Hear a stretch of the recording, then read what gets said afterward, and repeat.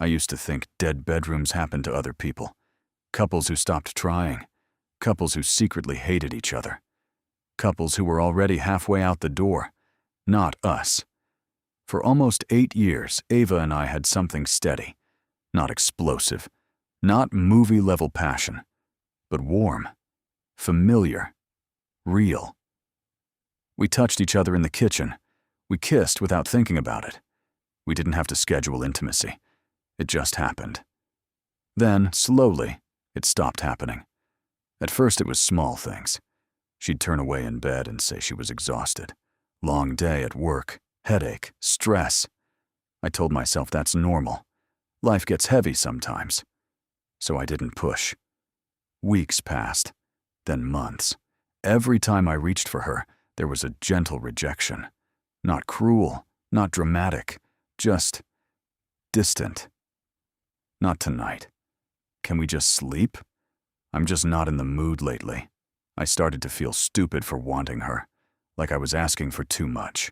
Like intimacy was some immature need I should outgrow. She said something once that stuck with me. Why does everything have to revolve around sex with you? It hit harder than she probably intended, because it wasn't about sex. It was about feeling wanted. After a while, I stopped initiating. I told myself I was being respectful, supportive, mature. But inside, something was shrinking. She became protective of her phone around that time. Always face down. Always within reach.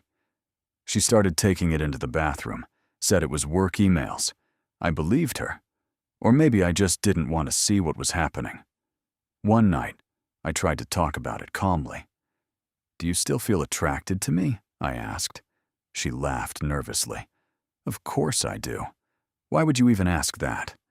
"Because we haven't been intimate in months." She sighed like I was exhausting her. "Not everything is about physical stuff. Maybe I just need emotional connection." That sentence made me question everything. Was I not emotionally present? Was I failing in ways I couldn't see? So I tried harder. Date nights, flowers, listening more, helping more around the house, complimenting her randomly. Nothing changed. If anything, she became more distant. Then came the night that rewired my brain permanently. I woke up at 1:37 a.m. and reached across the bed. Cold sheets. She wasn't there. The bathroom was dark. The kitchen was empty. Her purse was gone. I checked my phone. No text. No call.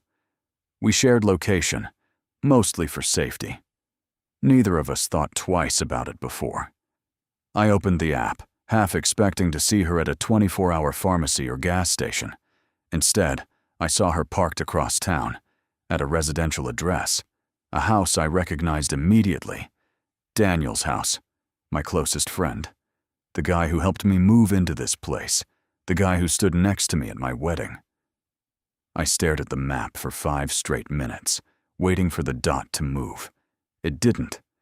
I told myself there had to be a logical explanation. Maybe she went to talk about something.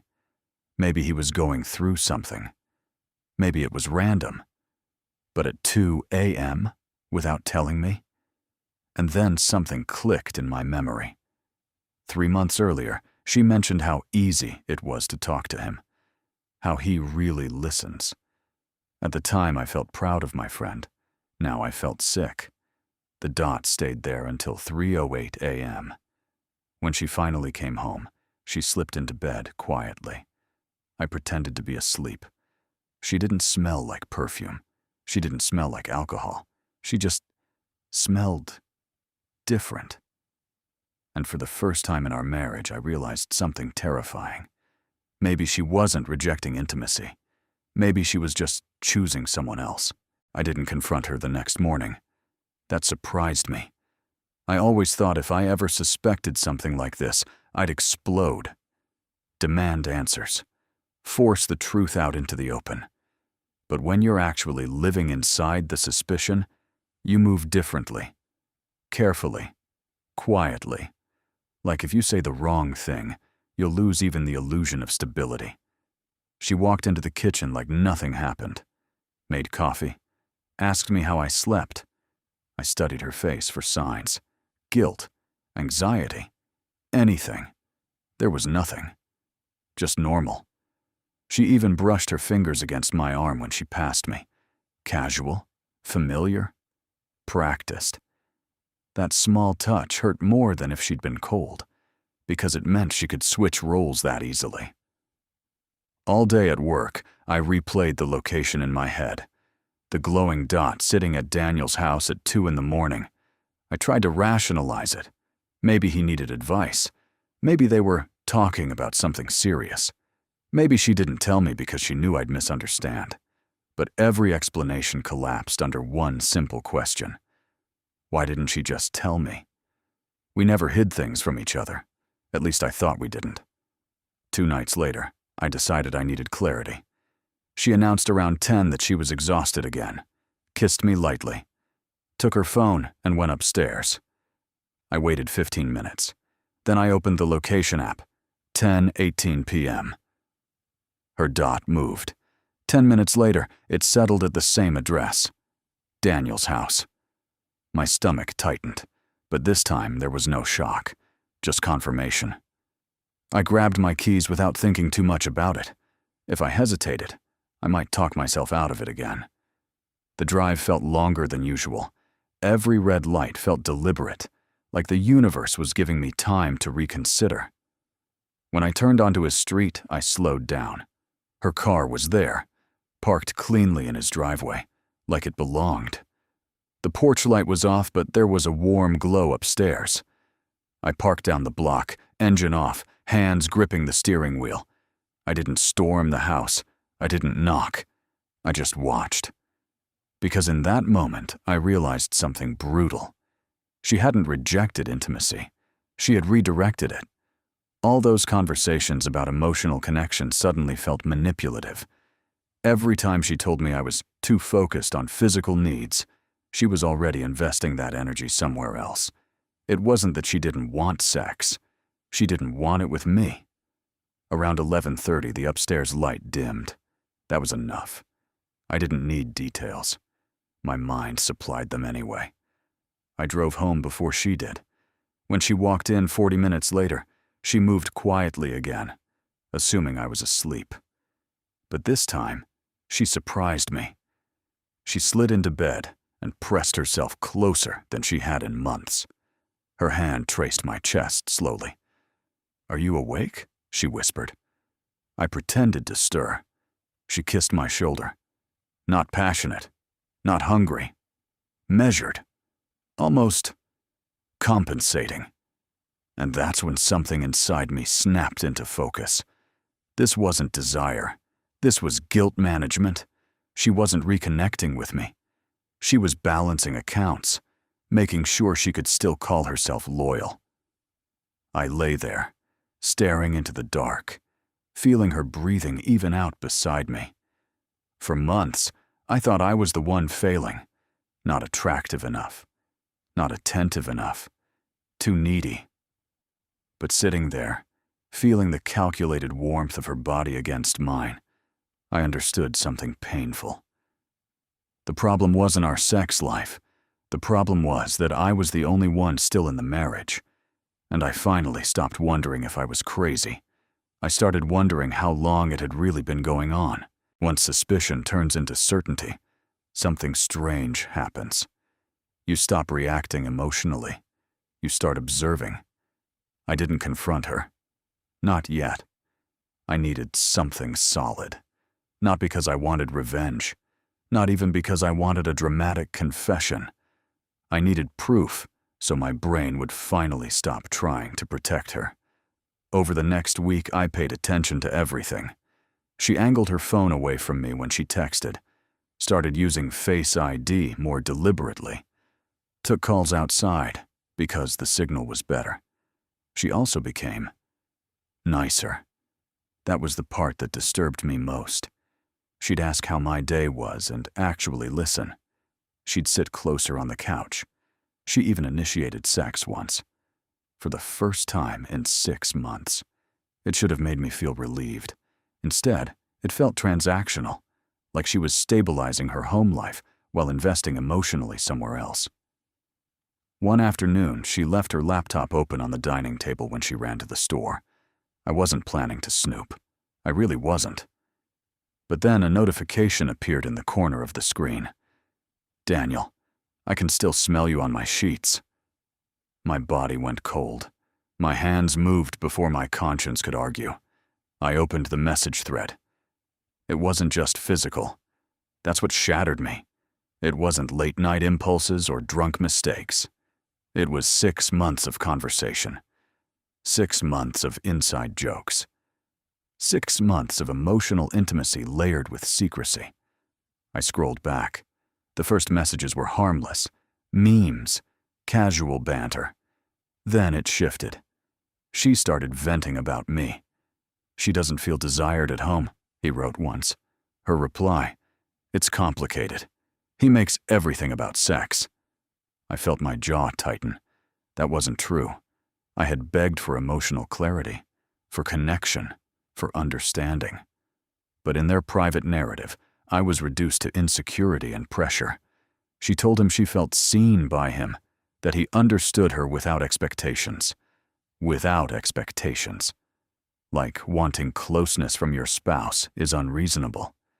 The messages grew more intimate as I scrolled. She described feeling alive again, said she hadn't laughed that hard in years. She called him her escape.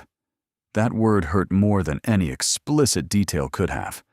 Escape from what? From me? From the man who built a life with her? Then I saw the timeline. The first night she told me she wasn't attracted to anyone lately was the same week she told him she couldn't stop thinking about him. It wasn't a dead bedroom. It was a relocated one. I closed the laptop slowly. My hands were steady. That scared me. I expected rage, violence, tears. Instead, I felt clarity. All the self-doubt of the past year dissolved at once. I wasn't unattractive. I wasn't overly sexual. I wasn't emotionally unavailable. I was just the only one still trying. That night, I looked at her differently, not with suspicion, with understanding. She sat next to me on the couch and leaned her head on my shoulder, a familiar gesture. But now I could see the distance behind it. "Are you okay?" she asked softly. I studied her face. She looked calm, comfortable, secure in her version of the story. And I realized something sobering. She didn't think she was the villain. In her mind, she had justified everything. Emotional neglect, personal growth, feeling alive. Affairs rarely start with lust. They start with permission. And she had given herself plenty of it. That night, I didn't ask about Daniel. I asked something simpler. "Are you happy?" There was a pause, just half a second. But it was long enough, because in that hesitation I saw it. She wasn't unhappy with me. She was just happier somewhere else. And that was worse. After she hesitated, I didn't press her. She eventually said, "Of course I'm happy. Why wouldn't I be?" And that was the moment I understood something irreversible. She wasn't confused. She wasn't torn. She had already divided her world into 2 separate realities. And I was simply the stable half. The mortgage, the routine, the safety. He was the spark, the escape. I didn't confront her that night, or the next. Instead, I did something colder. I met Daniel for drinks. He texted me first, actually. "Beer this Friday?" Same bar we'd been going to for years. I said yes. Sitting across from him, watching him talk about work and sports, like nothing had shifted in the universe, felt surreal.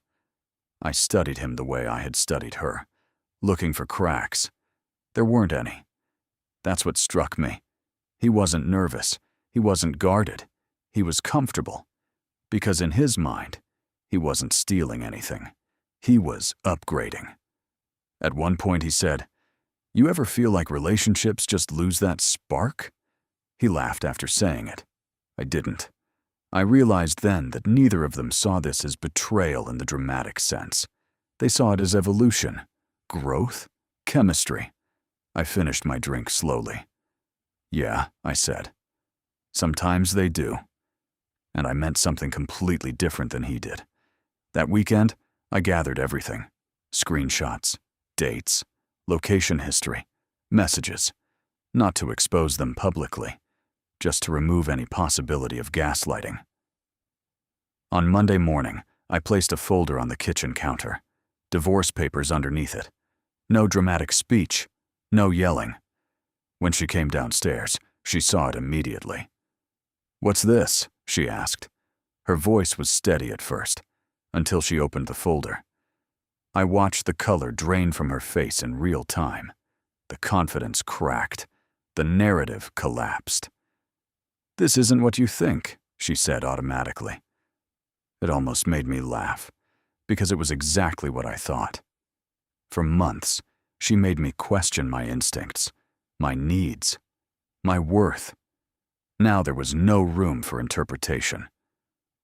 "You said you needed emotional connection," I told her calmly. "You just forgot it was supposed to be with me." She started crying then, said she was confused, said it just happened, said she didn't mean for it to go that far. But it didn't just happen. It was built. Message by message, lie by lie, choice by choice. The most interesting part, when she realized I wasn't angry, I was done. That's when she panicked. Not when I suspected. Not when I withdrew. When I detached. Because anger means you still care. Detachment means the door is already closed. Later that day, Daniel called me. I let it ring. Then I blocked him. Not out of revenge, out of finality.